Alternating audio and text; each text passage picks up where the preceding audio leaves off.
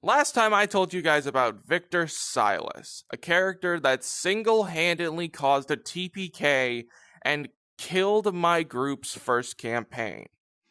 Well, this double-length feature, from now on I'll be doing 2 stories instead of 1, involves my campaign, starting with a combat one-shot. So, I wanted to get everyone used to combat as they had never done it before and I was the only one who had.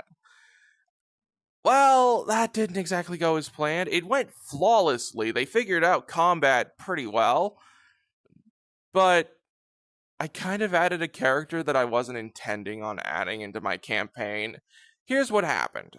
I sent a few small enemies to get them used to combat, and once I felt they were ready, I gave them a massive boss, a Minotaur skeleton to be specific.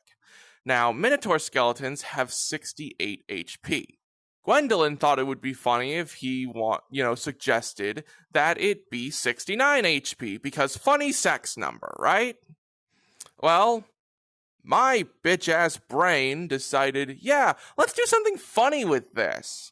And as soon as the Minotaur skeleton spawned, with 69 HP instead of 68, in the distance they heard a woo!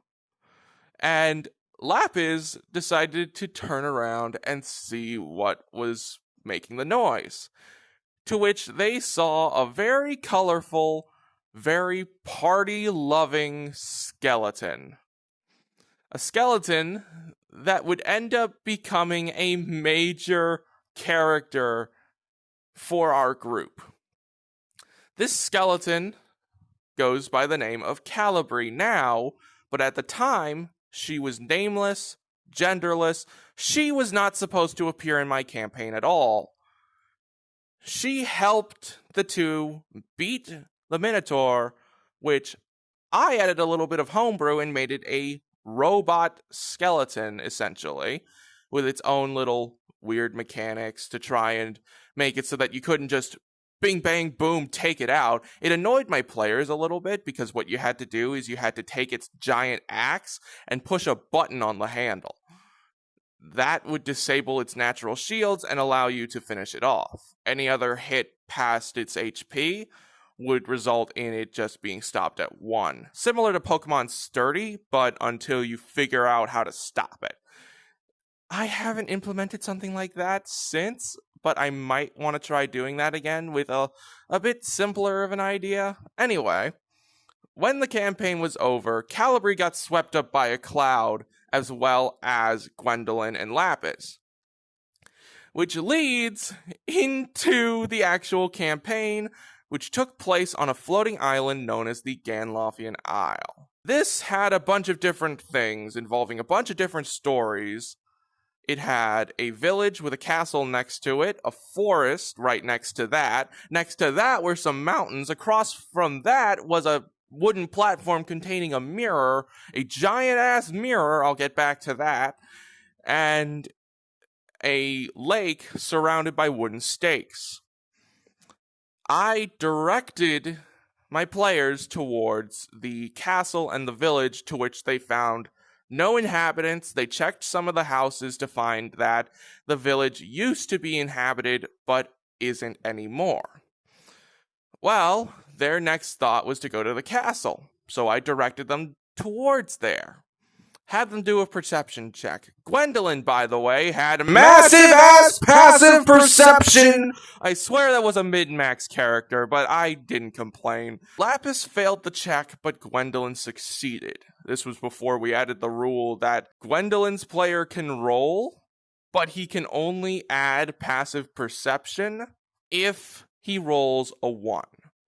Anyway, so Gwendolyn saw, and more importantly felt, that something was watching her from the castle. It creeped them out, and they opted out, they left, they freaking ignored it. Here's what actually would have happened. See, I had a bunch of optional fights in my campaign, one of which being the castle itself. you could either go in and do the dungeon within the castle, or you could fight the castle and then the king inside, basically turning the one-stage boss fight into a two-stage with no dungeon in between. They didn't do that, which, yeah, kind of on me for making it sound so creepy, but whatever. They entered the forest. And oh my god, I wasn't expecting them to enter the forest. So my campaign was basically like an open world. They could decide where they wanted to go, but where they were intended to start was the castle. Because the boss and the enemies in the castle were suitable for low-level adventurers.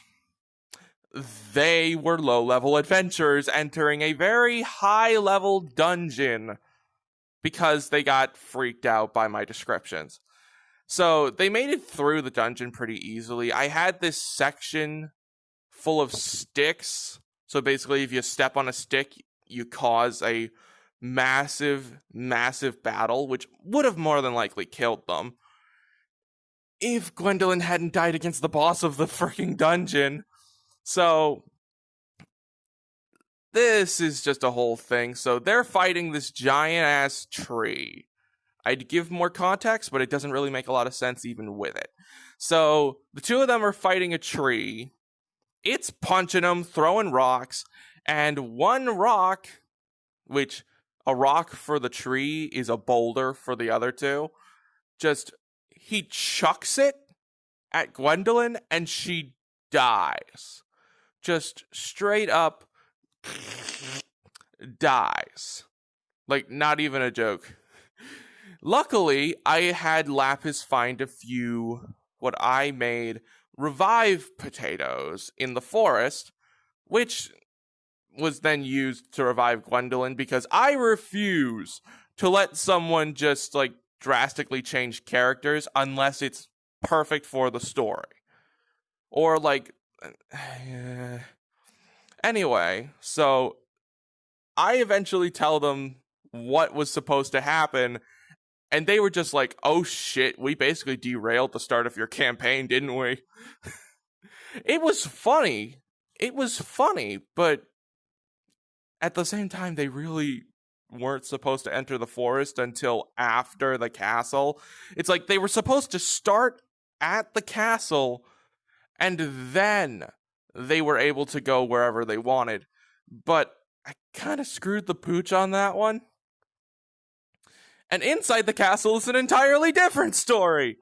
Again, for another day. The rest of the freaking areas are for another day. That original video did really well, by the way, and I'm extremely happy. Oh, and since that last one, we have now officially started Lapis's campaign, and I'm loving it. I'm playing a dwarven paladin named Lilac Smithhand. He hates machines, but is kind of starting to warm up to them. He's not really sure yet.